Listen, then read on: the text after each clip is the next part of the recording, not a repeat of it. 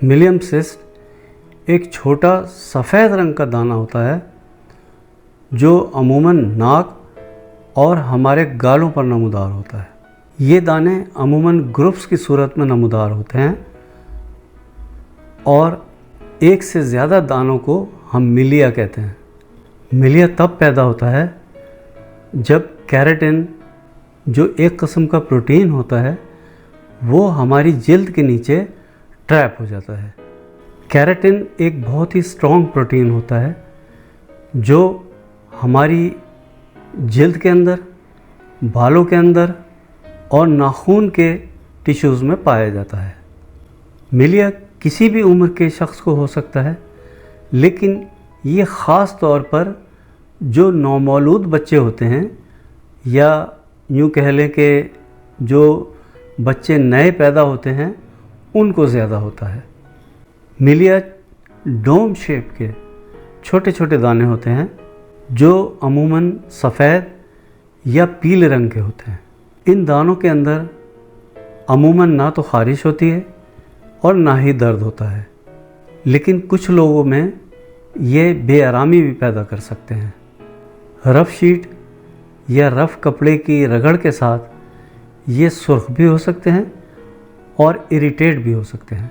ये सिस्ट जो हैं ये टिपिकली हमारे चेहरे, होंठ, आँखों की पलकें और गालों पर ख़ास तौर पर पाए जाते हैं।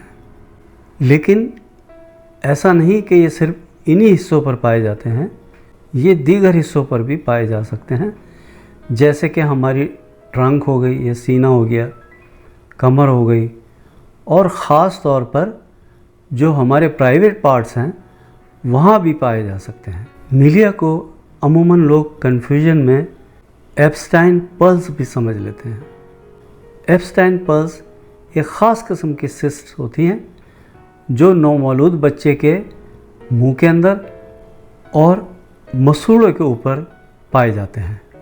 जो मिलिया नौमौलूद बच्चों के स्किन पर पाई जाती है उसके कॉजेज़ अभी तक अननोन हैं, यानी उसकी अभी कोई मालूमात नहीं है कि नौमौलूद बच्चों के स्किन पर क्यों होते हैं। मिलिया को अमूमन गलती से लोग बेबी एक्ने समझ बैठते हैं जो मदर के हार्मोन्स की वजह से पैदा हो जाते हैं। मिलिया की ख़ास निशानी यह है कि इसके अंदर सोजिश या स्वेलिंग बिल्कुल नहीं होती।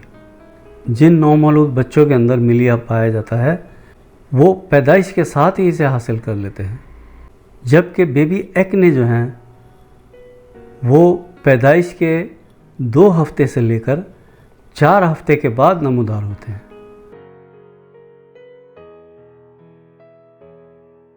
जिन बड़े बच्चों में या एडल्ट्स में मिलिया पाया जाता है वो ख़ास तौर पर किसी स्किन डैमेज के नतीजे में पैदा होता है।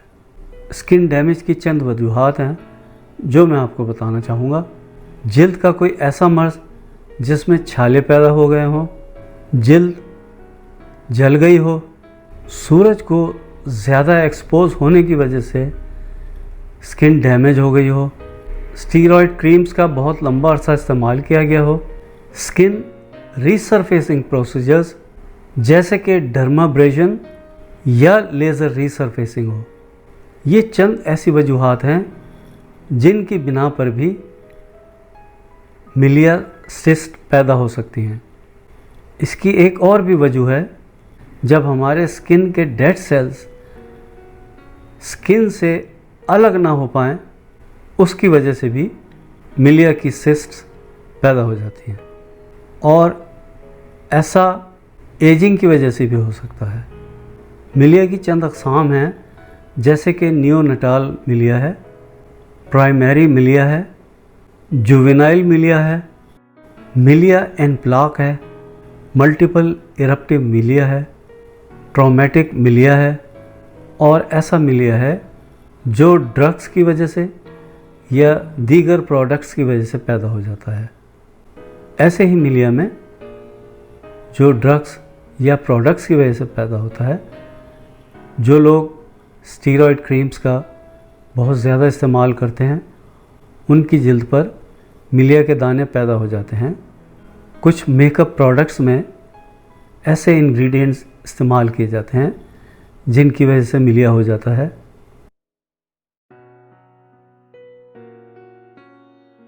अगर आपकी जल्द मिलिया प्रोन है या मिलिया होने का ख़तरा रहता है तो चंद ऐसे इंग्रेडिएंट्स हैं वो आप बिल्कुल इस्तेमाल ना करें, जैसा कि लिक्विड पैराफिन हो गया, लिक्विड पेट्रोलियम हो गया, पैराफिन ऑयल हो गया। ये चंद ऐसे इंग्रेडिएंट्स हैं जो मिलिया प्रोन स्किन्स पर असरअंदाज होते हैं और मिलिया पैदा करने की वजह बनते हैं। कुछ मिनरल ऑयल्स भी मिलिया पैदा करने की वजह बनते हैं, जैसा कि लैनोलिन हो गया। लैनोलिन मिलिया की फॉर्मेशन को बढ़ा देता है।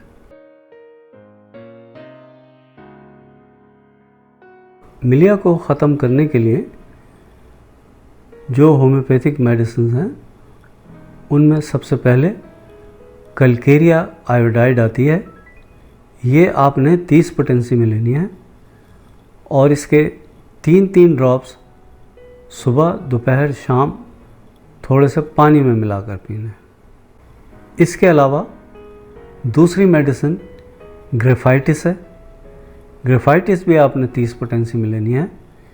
इसके भी 3-3 ड्रॉप्स सुबह, दोपहर, शाम थोड़े से पानी में मिलाकर लेने हैं। दोनों मेडिसिन्स के दरमियान 15 मिनट से लेकर आधे घंटे का गैप ज़रूर रखना है। अगर गैप ज़्यादा हो जाता है तो फिर कोई परेशानी की बात नहीं है।